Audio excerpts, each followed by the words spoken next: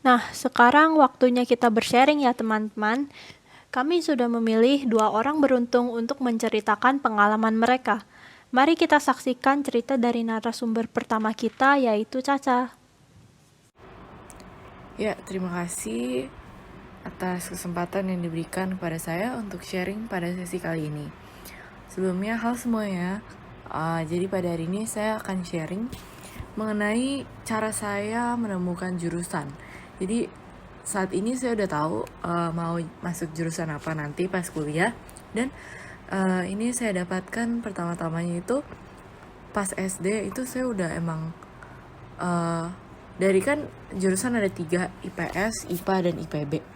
Nah, kalau dari awal itu saya emang udah kayak dari kelas 6 ada satu pengalaman yang membuat saya gak suka banget sama IPS.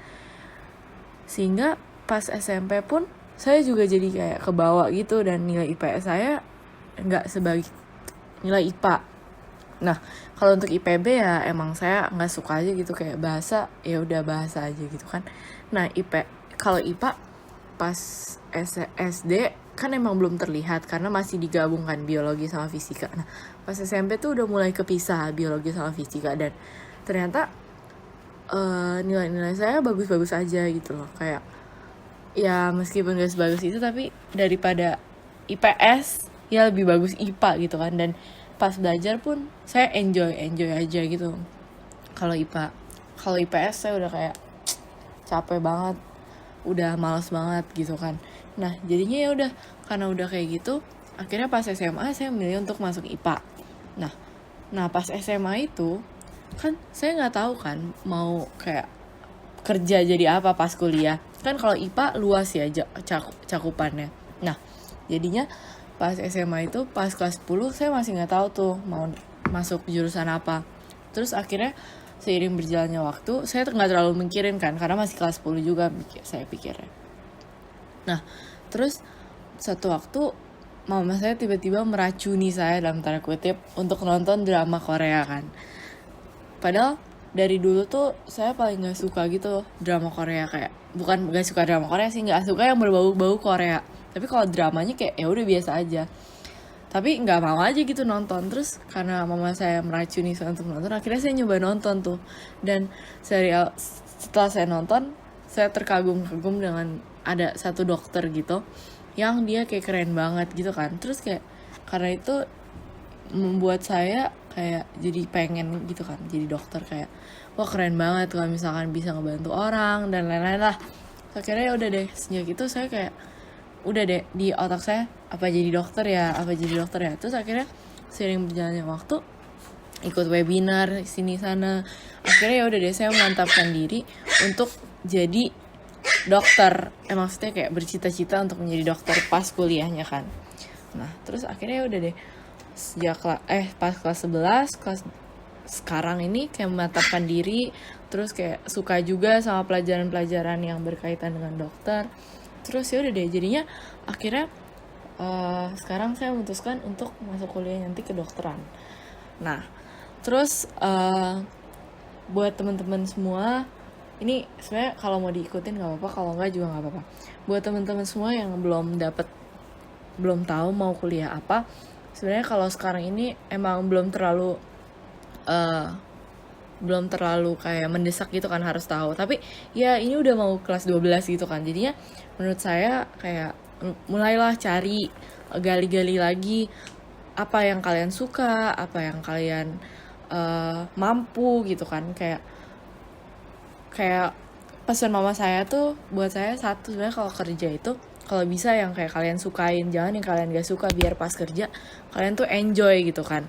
Jadi kalian mulailah eksplorasi, ikut webinar atau kayak mencoba hal yang baru. Siapa tahu dari mencoba hal yang baru itu kalian bisa mendapatkan pencerahan gitu kan, mau masuk kuliah apa. Jadi kayak saya kemarin tuh nonton drakor terus jadi kayak pengen jadi apa gitu kan. Jadi sebenarnya semuanya itu tergantung dari diri kita sendiri, kita mau explore atau enggak.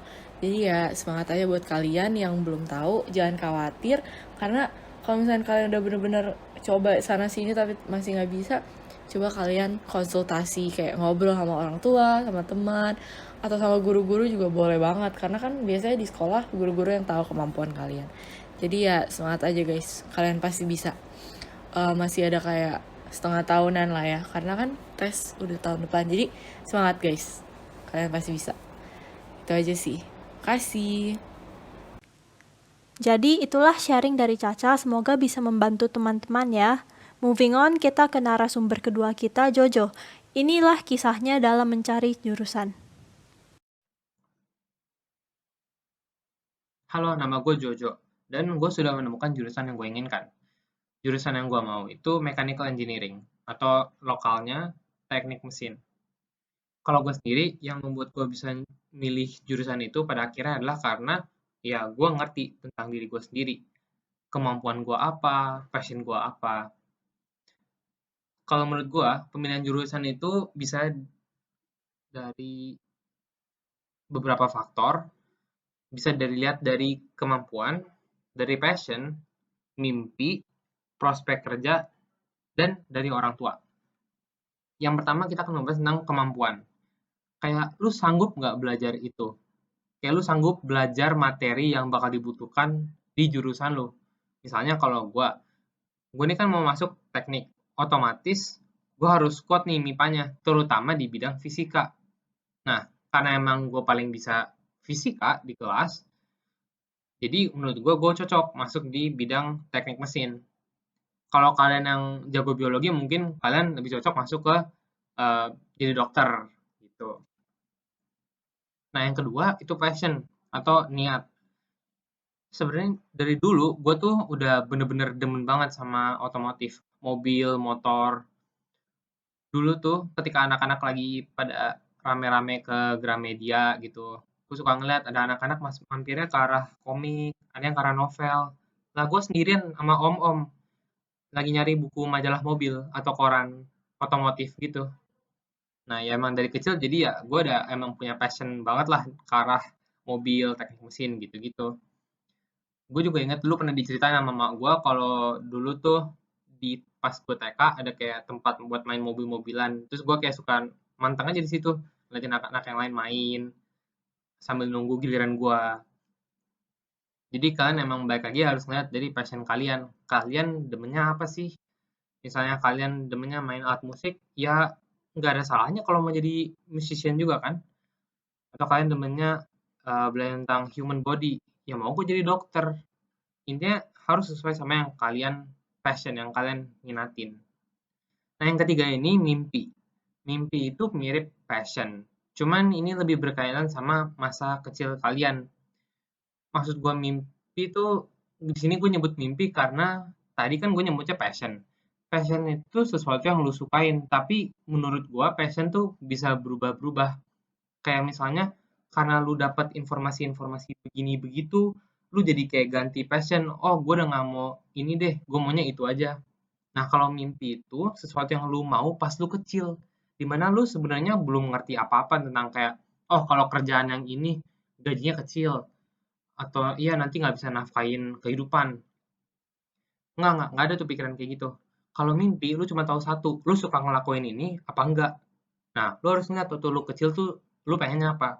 Kalau di kasus gue dulu kecil pengen jadi pembalap.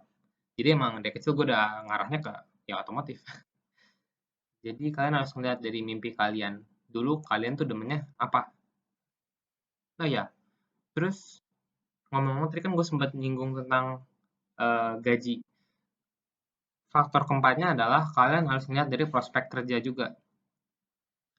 Dari jurusan kalian itu, kira-kira susah apa gampang ya nyari kerja?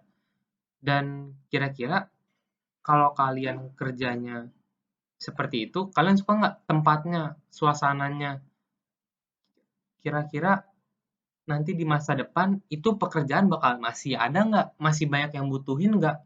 Karena kalau misalnya udah nggak banyak yang membutuhkan, otomatis lapangan kerjanya sedikit dan gajinya kecil.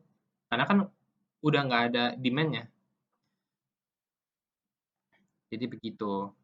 Untuk yang terakhir itu mengenai orang tua. Ini adalah faktor yang sebenarnya cukup opsional.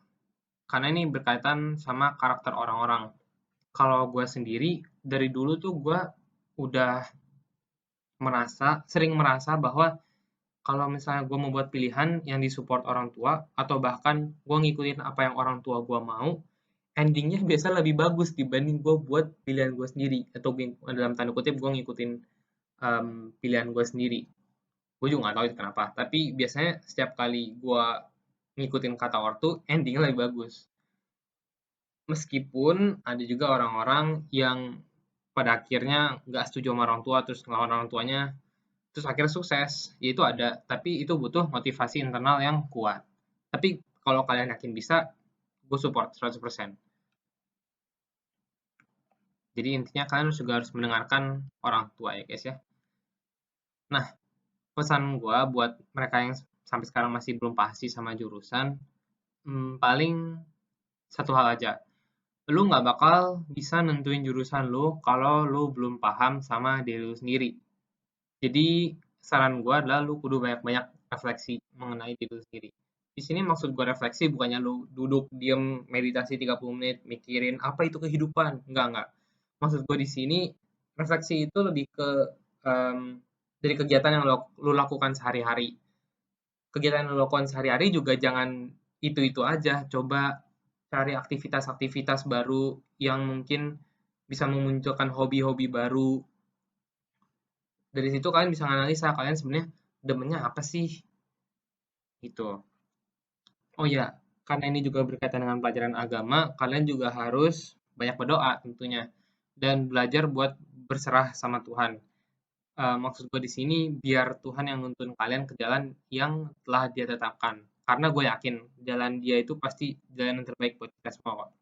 Jadi jangan lupa untuk banyak berdoa dan memperkuat iman ya guys ya. Oke, sekian guys. Semoga ini sharingnya bermanfaat ya. Semangat untuk memilih jurusannya. Ternyata memilih jurusan itu nggak mudah loh guys. Semoga cerita dari Caca dan Jojo itu bisa mendukung perjalanan kalian dalam mencari jurusan.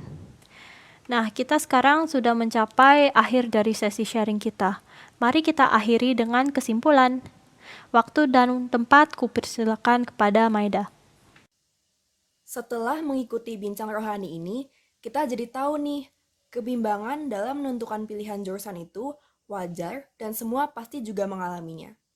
Saat bimbang dalam menentukan tujuan, ada cara yang bisa kita lakukan, yaitu dengan mengingat dan melakukan do's and don'ts yang telah disampaikan, dan jangan lupa melakukannya harus dengan segenap usaha ya teman-teman. Ada baiknya juga saat bimbang, kita serahkan semua kegelisahan kita kepada Tuhan dalam bentuk doa dan permohonan akan pertolongannya. Tidak hanya sampai mendengarkan saja, kali ini kami ingin mengajak teman-teman untuk melakukan tindak lanjut nyata, yaitu dengan memikirkan pilihan-pilihan jurusan yang diinginkan.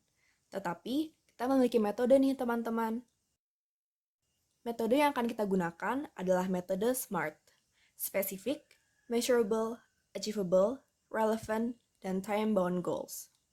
Spesifik artinya adalah mencari info sebanyak-banyaknya tentang jurusan yang kita minati.